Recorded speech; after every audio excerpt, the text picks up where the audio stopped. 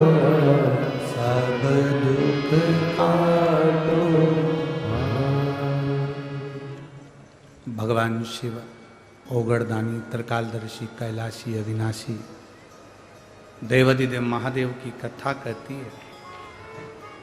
शिव अपने पास में कम रखकर दुनिया के लोगों को ज्यादा देते हैं। शंकर अपने पास जितना नहीं रखते जितना दुनिया के लोगों को वो दे देते हैं।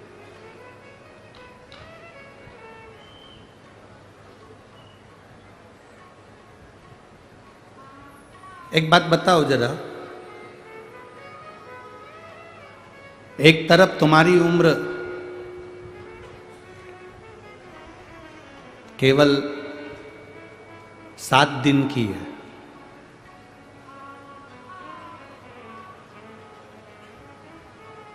सात दिन बाद मरना है,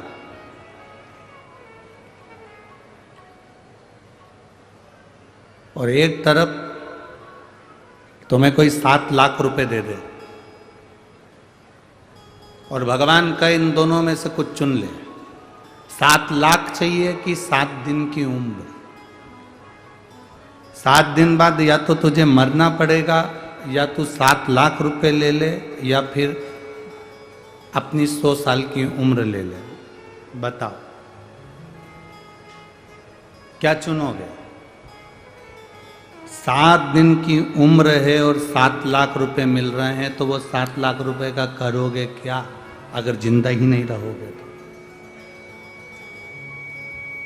अगर जीवित ही नहीं रहे, ये शरीर ही नहीं रहा, तो फिर वो उम्र का क्या करोगे आप? उस उम्र से क्या मतलब? 7 लाख से क्या मतलब है? क्या मांगोगे? बाबा 7 लाख आप रख लो, हमको सबसे पहला दीजिए निरोगी काया।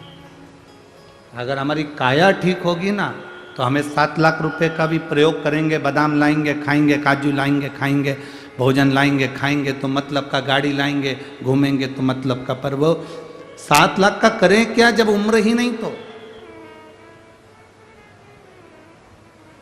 जब तक उम्र नहीं, तो फिर वो पैसे का, वो धन का, वो दौलत का क्या कर? और ये प्रत्येक जितने मानव हैं, इस सब के साथ ऐसा ही होता है। सवेरे 8 बजे से लेकर शाम के 8 बजे तक, रात्रि के 9 बजे तक दुकान पर बैठा बैठा बैठा बैठा बैठा कमाया कमाया कमाया कमाया कमाया। कमर में डिस्क की प्रॉब्लम हो गई, शुगर बीपी, क्योंकि समय पर भोजन नहीं करता तो शुगर बीपी का भी थोड़ा सा तकलीफ हो गया, और आँखों की ज्योति भी बेकार हो गई, श्रवण शक्ति बेकार हो गई, मानसिक थोड़ा सा याददाश्त कमजोर पड़ गई, शरीर ढलता गया ढलता गया ढलता गया ढलता गया। अब तुमने कमाया तो बहुत, ढेर सारा कमाया। अब कमाया इतना सारा और मालूम पड़े शरीर ढलता गया ढलता गया ढलता गया। इकट्ठा कर कर बैंक में रखा था 25-30 लाख रुपए। जिंदगी भर कमाते कमाते आखिरी में शरीर में रोग हो गया, और रोग होने के बाद दिखाने के लिए नासिक में गए या छत्रपति संभाजी नगर दिखाने के लिए शरीर को गए, और डॉक्टर ने कहा 5 लाख रुपए की जांच होगी।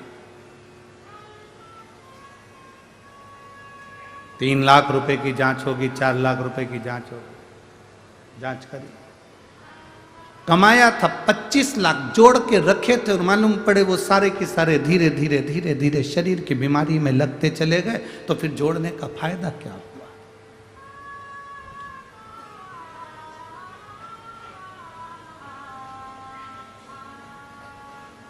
मधुमक्खी देखी है? अरे बोलो तो जम के। क्या करती है? फूलों का रस लेती है, शहद बना देती है, सोचती है बाद में खाऊंगी। बस शहद पक जाए बाद में खाऊंगी, शहद पक जाए बाद में खाऊंगी। मेरा अपना है, मेरे लिए, मेरे बच्चों के लिए, मेरा है। जोड़ते जोड़ते जोड़ते जोड़ते जोड़ते जोड़ते जोड़ते जोड़ते थक जाती है, तो भी जोड़ती, और आखिरी में कोई आता है वो पूरा छत्ता तोड़ कर ले जाता है, पूरा शहद निकाल कर कोई दूसरा ले जाता है। बस मधुमक्खी की तरह हमारी जिंदगी है, जोड़ते जोड़ते जोड़ते जोड़ते जोड़ते जोड़ते इकट्ठा कर आखिरी में सब गया।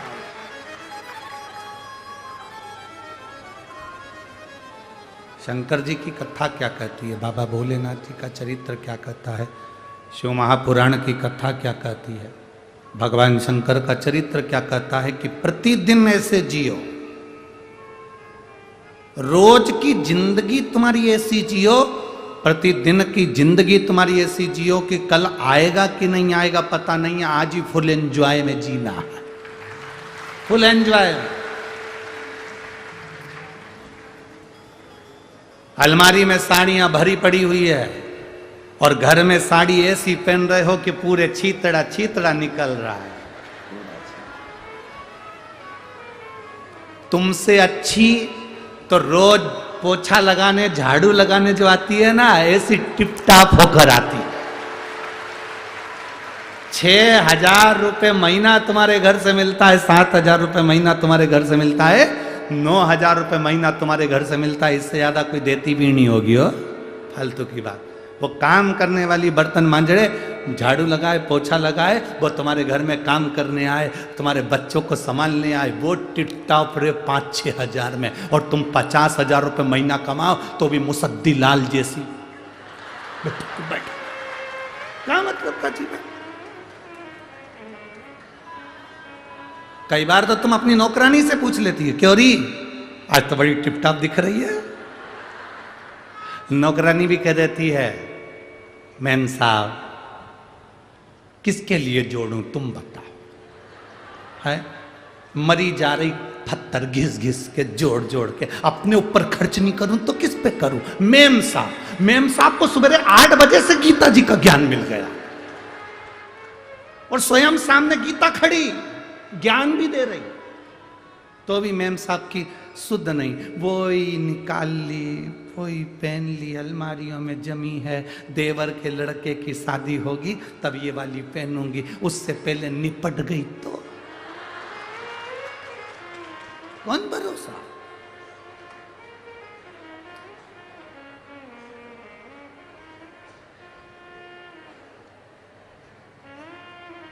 क्या भरोसा है जीवन का। साथ देती नहीं ये किसी, क्या भरोसा है इस जिंदगी का, क्या भरोसा। प्रथम सुख निरोगी काया। आप दुनिया के कितने बड़े करोड़पति हो, हमने पहले भी एक बार कथा में कहा था, जलगांव की कथा में कहा था, दुनिया का सबसे बड़ा सेठ, दुनिया का सबसे बड़ा पैसे वाला, दुनिया का सबसे अमीर व्यक्ति, दुनिया का सबसे करोड़पति व्यक्ति, दुनिया का सबसे अमीर व्यक्ति कौन है। तो हमने जलगांव की कथा में कहा था, दुनिया का सबसे बड़ा सेठ वो है जिसके सोने वाले कमरे में, जिसके बेडरूम में कोई दवाई नहीं है, वो दुनिया का सबसे बड़ा सेठ है।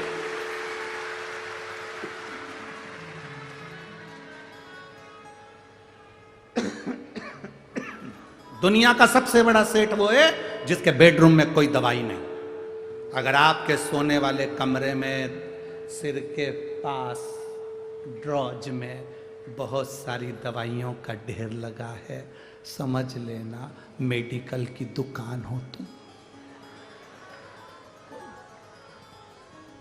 कोई बात,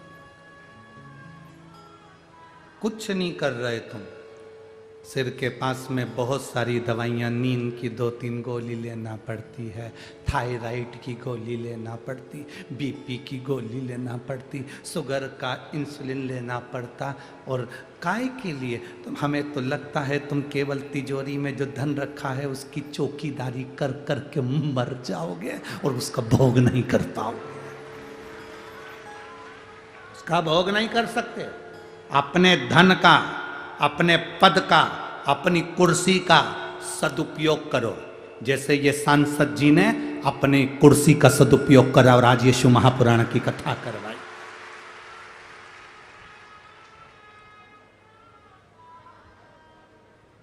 मैं माननीय श्री उन्मेष जी पाटिल जी को और उनकी धर्मपत्नी श्रीमती संपदा जी पाटिल जी को धन्यवाद दूंगा।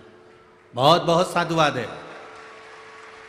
आपने अपने क्षेत्र में कितना भी रोड बनवाया हो, कोई भी काम करा हो, पर उससे बड़ा काम आपने ये कर दिया कि क्षेत्रवासियों के कल्याण हेतु उनका दिल था।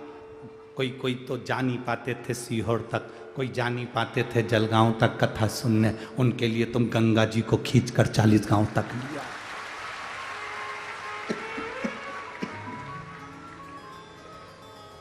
ये शिव कथा है, ये शंकर की उदारता, ये शिव महापुराण तत्व सुख देने वाले। प्रथम सुख है निरोगी काया।